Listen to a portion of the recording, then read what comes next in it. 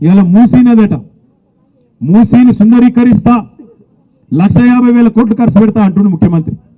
ముఖ్యమంత్రికి ఒక ఆడపిల్ల లగ్గమైతే తులం బంగారం ఇచ్చేందుకు పైసలు లేవట, మీకు కోడలి పిల్లలకి ఇస్తాన్న పైసలు నెలకు 2,500 లేవట, ముసలోళ్ళకు పెన్షన్ పెంచుతందుకు పైసలు లేవట, రైతులకు రైతు బంధు ఖాతాలో ఇచ్చేందుకు పైసలు లేవట, రుణమాఫీ చేసేందుకు పైసలు లేవట, వీటికి పైసలు లేవట. వీటికి మాత్రం పేదోళ్ళకి ఇచ్చే కాడికి మాత్రం పైసలు లేవు.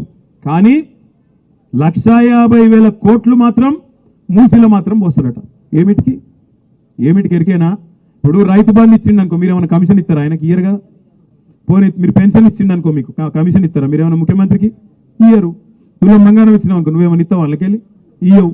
అదే మూసీలో 1,50,000 కోట్లు వచ్చిండు అనుకో, ఒక 25,000-30,000 కోట్లు మంచిగా దొబ్బాలే, ఢిల్లీకి మూటలు పంపాలి. ఒక గందుకు ఇలా మూసి పథకం